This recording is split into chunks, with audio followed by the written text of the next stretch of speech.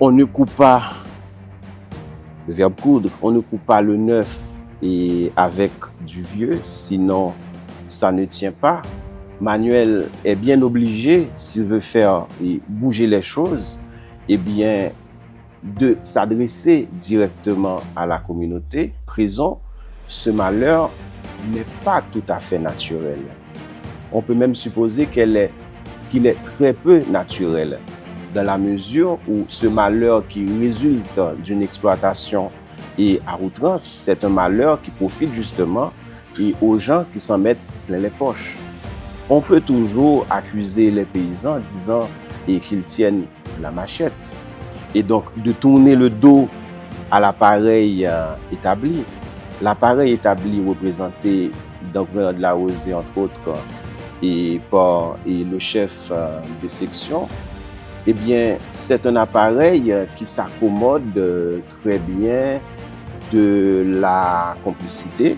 Ça, c'est Hilarion, qui est complice des exploitations, qui est même un acteur actif de la spoliation et de la communauté. De la mort doit procéder la vie.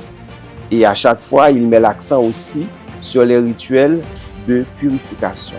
À savoir que celui qui se charge du sacrifice, eh bien, le rituel doit toujours montrer que le sacrificateur n'est pas un meurtrier, qu'il est l'instrument des dieux. Et le comble, c'est que le Dieu, à chaque fois dans le sacrifice, c'est justement la victime. Le tambour à Sotor qui devient Dieu et à la fin,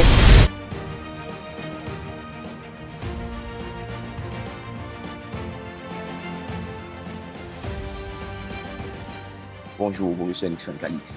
Bonjour, Dr. Vance et Paulin. D'accord. Donc, vous êtes professeur à l'Université d'État d'Haïti, enseignant à l'IRA.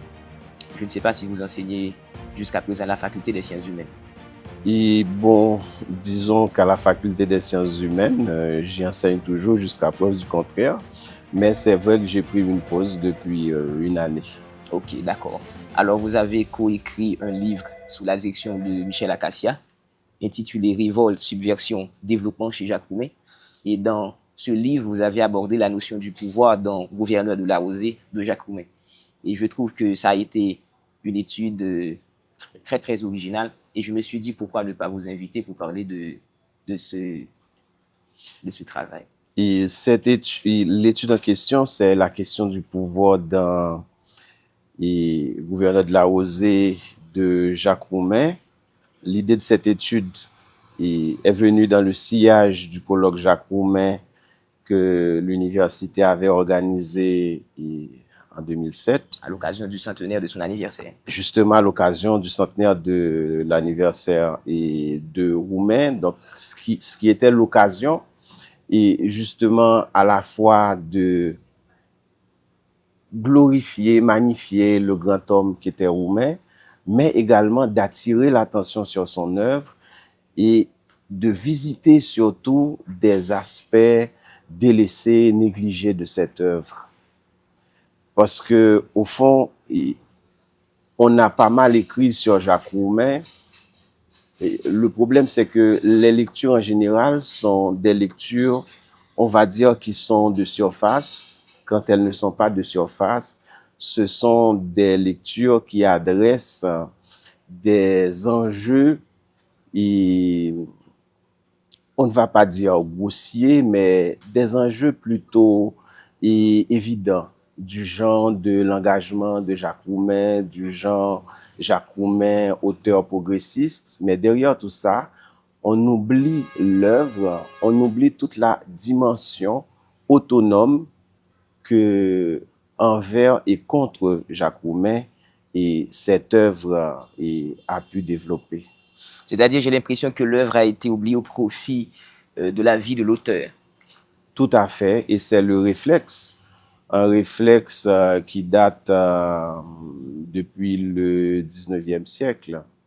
Et la littérature essentiellement dans le discours haïtien, ça concerne l'œuvre, ça concerne l'époque, ça concerne les problèmes sociopolitiques. D'une certaine façon, l'œuvre devient une espèce d'annexe à l'étude sociologique au journal. Oui, tout à fait. Alors, nous n'allons pas vraiment proclamer la mort de l'auteur, comme aurait dit Roland Barthes, dans ce présent entretien. Nous allons essayer de concilier les deux, à la fois l'œuvre et la vie de l'auteur.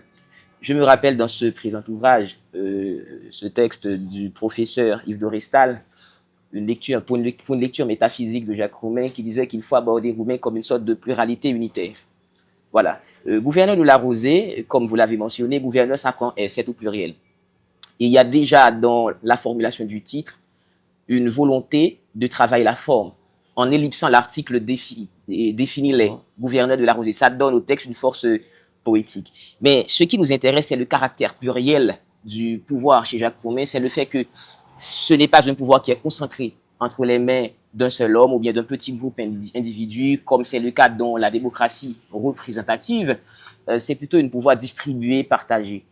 Comment comprenez-vous? Moi, ce qui m'intéresse dans ce pouvoir distribué et partagé, c'est que quand Manuel arrive à Font-Rouge, c'est pas un pouvoir déjà là, c'est un pouvoir qui est révélé.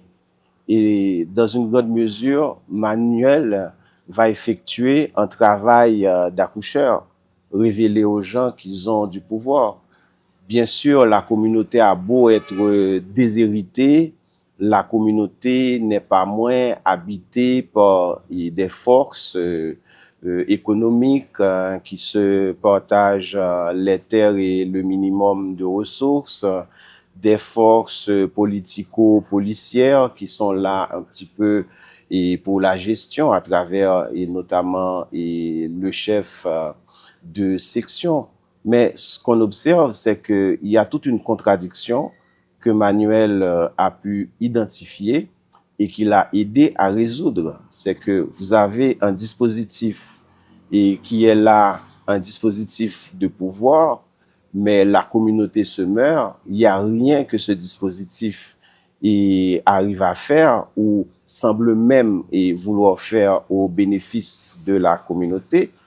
Alors, l'effet Manuel, c'est justement de faire en sorte que les membres de la communauté, à commencer par Anaïs, et plus tard, à la fin du roman, sans spolier évidemment, et à la fin du roman, toute la communauté va se sentir investie justement d'une force, d'une puissance, à même d'opérer le changement qui puisse permettre la transformation du point de départ avec une communauté qui se meurt dans la poussière vers une communauté qui peut espérer parce que désormais il y a l'eau, il y a la vie qui revient. Oui, tout à fait. Mais autre chose qui m'intéresse surtout chez Jacques Roumain, parce que je ne vais pas dissocier l'œuvre et l'engagement de l'auteur, comme je l'ai déjà dit, c'est que Jacques Roumain dénonce non seulement les mécanismes de domination, mais aussi l'effet de ces mécanismes de domination à la fois sur l'homme et sur la nature. Donc, il y a un rapport entre la domination de l'homme et la domination sur la nature. Je me réfère surtout à Chantal Mouffe qui pense que tout système est inscrit dans un ordre économique donné. Donc, Roumain, en tant que communiste, s'inscrivait dans une perspective de critique du capitalisme. Et selon lui, le capitalisme ne détruit pas seulement l'homme, parce que la situation de précarité dans laquelle se trouvaient les paysans les obligeait à abattre les arbres pour les vendre, etc., dans une sorte d'économie de rente, etc., et pour subvenir à leurs besoins. Donc, quand, par exemple, Délira dit « nous mourrons tous », c'est pas seulement les hommes qui allons mourir, c'est aussi les plantes, les animaux. Donc, il y a je dirais, une sorte d'adéquation entre l'homme et l'écologie. Et là, je me suis demandé si, à ce point, Jacques Roumain ne renoue pas à cette vieille idée de Marx que la nature est le corps inorganique de l'homme. Donc, le capitalisme, en détruisant l'homme, détruit aussi la nature.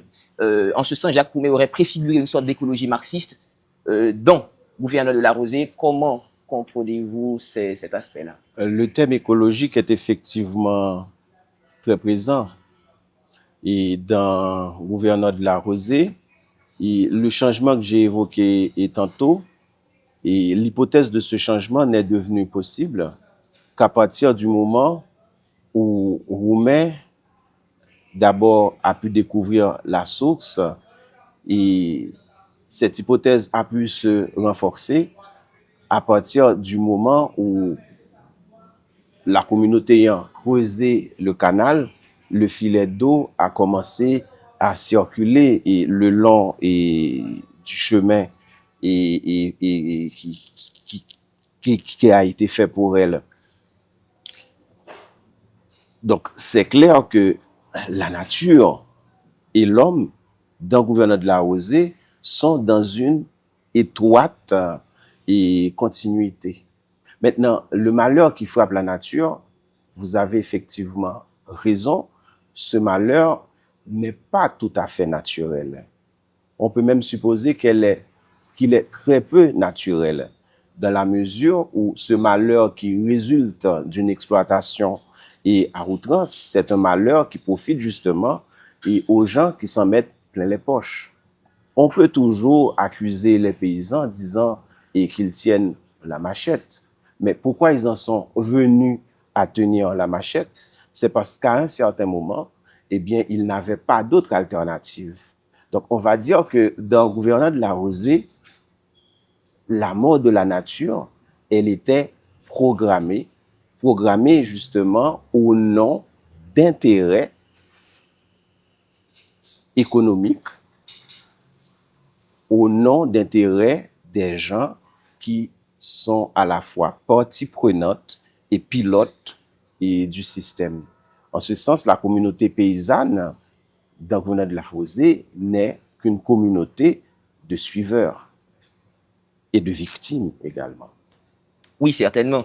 Donc, en ce sens, nous pouvons voir chez Jacques Roumain une préfiguration de l'écologie marxiste. Préfiguration de l'écologie marxiste, peut-être bien, et je ne vais pas entrer dans ce thème faute de la compétence nécessaire, mais quand on voit le thème traité et quand on connaît les convictions de Jacques Roumain, il n'y a aucun doute. Il y a tout simplement à apprécier la configuration particulière de cette écologie qu'on peut sans problème prêter à Roumain. Oui, tout à fait. Alors, dans le gouvernement de la Rosée, force est de constater, si le paysan semble abandonné, cela ne signifie pas pour autant l'absence totale de l'État. Parce que l'État avait ses intermédiaires à travers la personne dont vous avez évoqué du chef de section, Hilarion Hiller. Celui-ci, en effet, alors le pouvoir de l'État, en effet, est incarné par le chef de section Hilarion Hiller, qui fait office intermédiaire entre le pouvoir central et le monde rural. Roumain le dépeint comme un policier rural corrompu, entièrement dévoué au pouvoir, qui exploite sa fonction pour dépouiller les paysans et s'enrichir à leurs dépens. Son épouse Florentine, ancienne prostituée devenue commerçante, participe elle aussi à ce système de domination. En prêtant de l'argent aux villageois et aux taux usuraires, elle les conduit progressivement à la dépossession de leurs biens. À eux deux, ils incarnent un pouvoir fondé sur l'exploitation économique, la peur et la soumission ou encore la dépossession aussi. Hilarion Hiller est d'ailleurs l'un des principaux adversaires de Manuel. Il cherche aussi à espionner Manuel, à faire échouer son projet dans le but de préserver les divisions qui maintiennent la communauté sous son emprise. Et ce qu'on va remarquer surtout chez Manuel, c'est une volonté de contourner les institutions. Le fait de ne pas collaborer avec le chef de section, et le chef de section, quant à lui, a voulu s'opposer à Manuel. En ce sens-là, est-ce qu'on peut dire que c'est parce que Manuel conçoit, si je me réfère encore à Chantal Mouffe, pour Chantal Mouffe, les institutions sont là, ils ne sont pas là par hasard. Ils sont là tout simplement pour garder un ordre établi. Et quand on a un projet alternatif à cet ordre établi, il faut essayer de contourner cet ordre. Donc comment Ben justement, Manuel est porteur d'un nouveau projet. On ne coupe pas le verbe coudre, on ne coupe pas le neuf avec du vieux, sinon ça ne tient pas. Manuel est bien obligé, s'il veut faire bouger les choses, eh bien, de s'adresser directement à la communauté et donc de tourner le dos à l'appareil établi. L'appareil établi représenté dans le gouvernement de la Rosée, entre autres, et le chef de section, eh bien, c'est un appareil qui s'accommode très bien de la complicité. Ça, c'est Hilarion, qui est complice des exploitations, qui est même un acteur actif de la spoliation et de la communauté. Mais une autre figure aussi de cet appareil, c'est que c'est une espèce de greffier. Il est là pour tenir le procès verbal de la catastrophe. Il n'est pas là pour la prévention. Il n'est pas là non plus et pour l'intervention et pour la remédiation. Si on sort un petit moment de gouverneur de la Rosée et qu'on va dans la montagne ensorcelée, eh bien, le malheur aurait pu être évité si le chef de section dont j'ai oublié le nom, Hilarion Hilaire. et donc par exemple, vous venez de la Rosée, dans la montagne ensorcelée, ok. s'il avait été Baltroy, je crois. Baltroy, justement, si Baltroy avait été présent, et quand le malheur est arrivé, effectivement, quand on a fini d'assassiner les deux hommes, eh bien, Alors, Placinette et sa fille. Placinette et sa fille, eh bien, Baltroy, il était là juste pour constater les dégâts. Ouais. Aurel, et le bien-aimé et de la fille de Placinette, il est revenu avec du secours. Mais le secours, justement, et le secours du pouvoir en place. Et comme pour confirmer la règle, ce secours est venu trop tard. En gros, la leçon de Grenade de la Rosée et de la montagne ensorcelée, c'est qu'il n'y a rien à espérer et du pouvoir en place. S'il n'y a rien à espérer du pouvoir en place, eh bien, il faut faire. Et qu'est-ce qu'il faut faire? S'il n'y a rien à espérer d'un pouvoir qui vient d'ailleurs, il faut forcément se recentrer, se concentrer et voir d'où peut venir quand même un pouvoir alternatif. Le pouvoir a beau avoir tous ces dysfonctionnements, le pouvoir est nécessaire. Le pouvoir, c'est l'énergie qui maintient la communauté organisée et qui garde la communauté contre la force de désorganisation qu'on appelle l'entropie. Donc, cette énergie, il faut bien la trouver.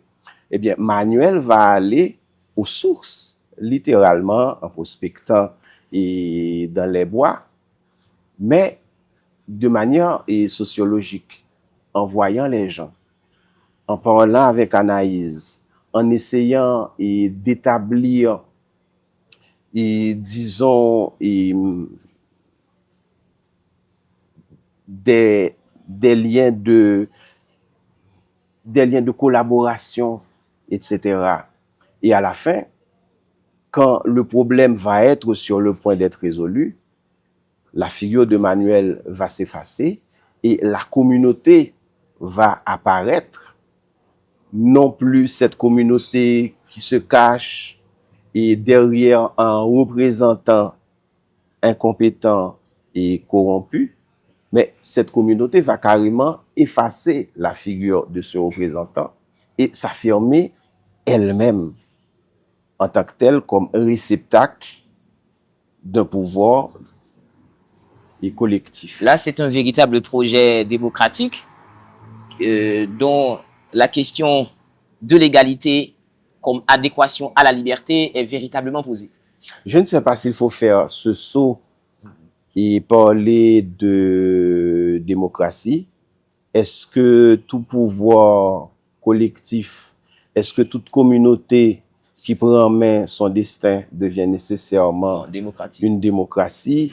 Et puis, il faut se rappeler que la démocratie, c'est une institution qui a un lieu de naissance à Athènes, qui a connu plein d'aventures et de mésaventures et en Occident, qu'elle a été réinventée même et dans le bloc de l'Est avec certains pays comme la Chine qui revendique une république et populaire. Donc, peut-être qu'il y a lieu de tout simplement s'arrêter sur le fait qu'il y a la reconquête De la souveraineté du peuple. de la souveraineté populaire. Yeah. Maintenant, ce qu'il advient de cette souveraineté, la forme qu'elle prend, on ne sait pas trop.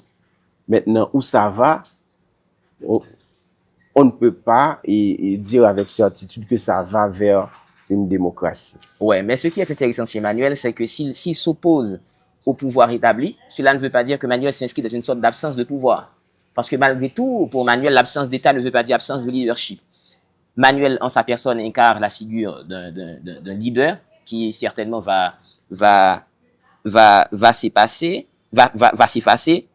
Mais est-ce qu'on ne peut pas voir là, véritablement, une sorte, bon alors je vais un peu oser, une sorte d'élaboration d'une hypothèse, entre guillemets, communiste? Oui, dans une certaine mesure, parce que si on se réfère à la vulgate et communiste, c'est-à-dire une dictature du prolétariat, peut-être que le mot dictature ici peut être exagéré, mais disons, dans la trajectoire du changement politique global, il y a un moment où le pouvoir passe des tenants du système, des gens qui contrôlent le capital et les outils, et bien au peuple, à la population, ou plus précisément dans le langage marxiste, au prolétariat. Maintenant, il y a une phase d'extension de ce pouvoir, il y a une phase de dégénérescence de ce pouvoir, et puis ça accouche l'hypothèse communiste. Mais en tout cas, il est certain que pour changer les choses, la première chose à faire, c'est de changer le pouvoir de main. Oui, tout à fait. Alors, dans votre texte, vous évoquez la dialectique de la vie et de la mort chez Jacques Roumet. Je vous cite. La dialectique de la vie et de la mort est un autre motif curieux qui travaille le roman. Manuel disparaîtra juste au moment où ses efforts sont en train d'être récompensés. En outre, c'est après qu'il aura rendu son dernier souffle que son enfant, encore dans le ventre d'Anaïse, va se manifester. Cette lecture m'a fait penser à la dialectique hegelienne, selon laquelle la négativité constitue un moment nécessaire du devenir. En d'autres termes, une réalité ne peut pleinement s'accomplir qu'en traversant sa propre négation. Dès lors, monsieur le professeur, ne pourrait-on pas interpréter la mort de Manuel comme ce moment de négativité indispensable à l'avènement d'une réconciliation véritable, une réconciliation sans laquelle l'eau ne pourrait jamais parvenir jusqu'à Font-Rouge, réconciliation des deux familles. Et d'ailleurs, avant de mourir, Manuel demande à sa mère non pas de le venger, mais de transformer sa mort en occasion de réconcilier le village et de conduire l'eau à la communauté. Cette mort ne cesse-t-elle pas d'être une simple fin individuelle pour devenir la condition même de la renaissance collective? Ça m'amène à dire que la mort de Manuel, en fait, c'est un passage. On parlait tantôt d'une situation bloquée, d'une communauté bloquée dans une catastrophe écologique. Maintenant, débloquer la communauté, ça voulait dire, entre autres, penser la nature. Avec l'eau qui revient dans le village, eh bien, Manuel va servir justement d'opérateur dans ce mouvement de passage. Et ce Manuel, opérateur de changement, eh bien, devrait nous rappeler le personnage, le double personnage du sacrificateur et de la victime dans le rite vaudou. Et ça devrait nous rappeler aussi l'étude que Roumet a écrite sur le tambour et Assotor. Eh bien, le rituel consiste tout simplement à travers une suite de lois qui se manifestent et à chaque fois les mêmes gestes presque identiques. Et le point d'orgue à chaque fois, c'est le sacrifice. Quelqu'un qui est possédé, souvent le Hungan, eh bien, arrache violemment la tête du coq ou met à mort et le bœuf. Il y a une préparation qui suit, il y a un festin, il y a les os qu'on met de côté, il y a un trou et où on met certaines choses, et en particulier les os qui ne sont pas cassés, qu'on recouvre, où on met des bougies, etc. Mais Roumain rappelle, chemin faisant, que tout ce geste, c'est pour rappeler que de la mort doit procéder la vie. Et à chaque fois, il met l'accent aussi sur les rituels de purification. À savoir que celui qui se charge du sacrifice, eh bien, le rituel doit toujours montrer que le sacrificateur n'est pas un meurtrier, qu'il est l'instrument des dieux. Et le comble, c'est que le Dieu, à chaque fois dans le sacrifice, c'est justement la victime. Le tambour assotor qui devient Dieu et à la fin, et après et qu'on l'ait renvoyé, etc.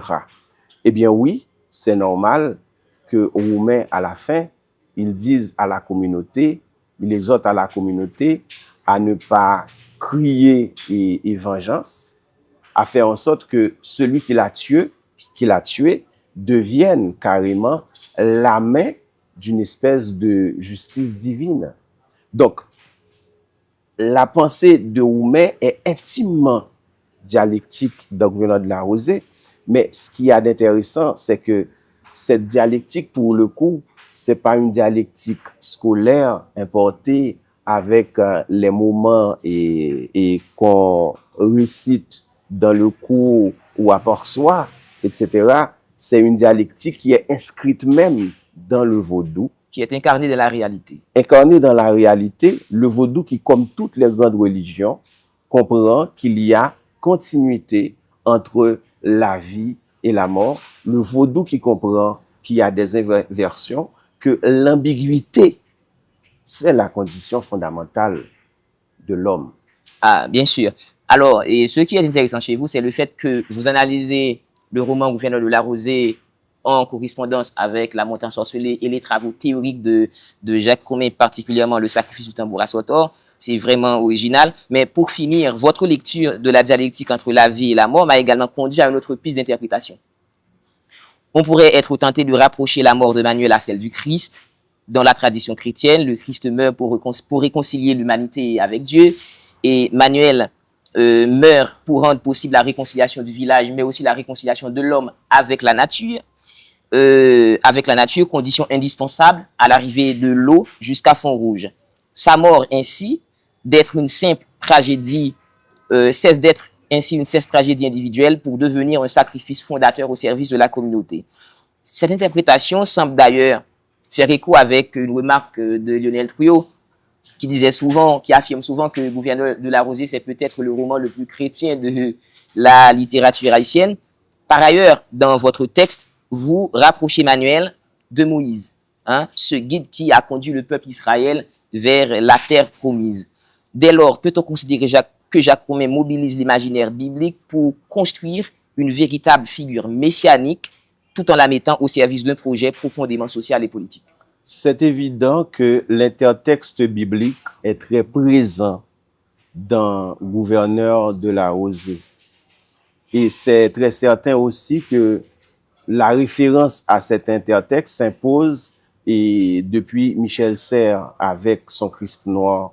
Dans l'étude que j'ai publiée dans les actes du colloque sur Jacques Crumet, j'ai justement mis l'accent sur cette dimension christique. Mais au fond, derrière la dimension christique, ce qui est à l'œuvre, c'est la logique du sacrifice. Et le sacrifice, c'est pas un bien propre et de la spiritualité chrétienne.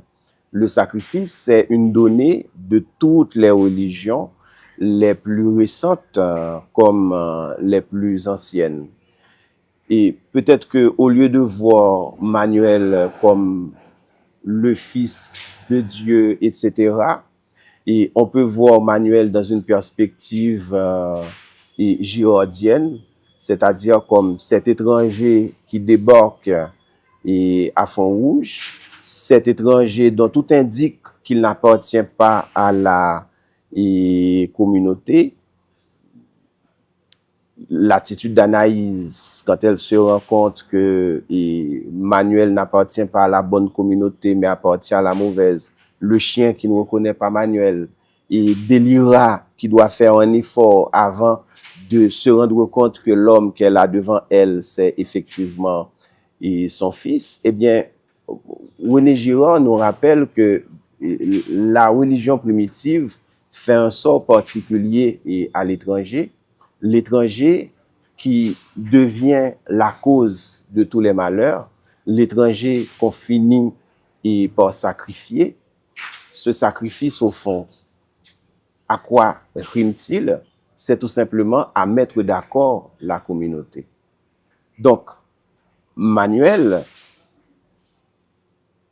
on l'évoque sans doute, on l'évoque certainement avec une imagerie chrétienne, mais avant tout, Manuel, c'est un instrument et cet instrument appartient tout autant à la chrétienté qu'au vaudou. Ah, merci beaucoup, professeur. Je dois dire que votre étude dans ce livre est vraiment savoureuse, très intéressante. Et je conseille ceux qui m'écoutent et ceux qui me regardent de lire ce livre, publié sous la direction de Michel Acacia aux éditions de l'Université d'État d'Haïti, Révolte, Subversion, Développement chez Jacques Roumet, paru en 2007 à l'occasion du centenaire de son anniversaire. Merci, professeur, d'avoir été au rendez-vous. Merci beaucoup, Paulin, pour l'occasion et tu m'as accordé de discuter autour de Jacques Roumain et surtout de la question du pouvoir qui nous ramène à quelque chose de fondamental, à savoir que les choses ne sont ni claires ni blancs, que le pouvoir, c'est quelque chose qui ne relève pas d'une hiérarchie qui qui suit une ligne verticale. Ça peut être horizontal. Que c'est horizontal, mais que c'est surtout distribué. Que cette distribution, en réalité, reflète un petit peu la carte d'un trésor et qu'il faut à chaque fois des hommes comme Manuel pour attirer l'attention sur le trésor et restituer aux acteurs et à la communauté, justement, le pouvoir qui était caché depuis le commencement du monde. Donc, merci, professeur. Ça a été un véritable discours savant. Merci. À la prochaine.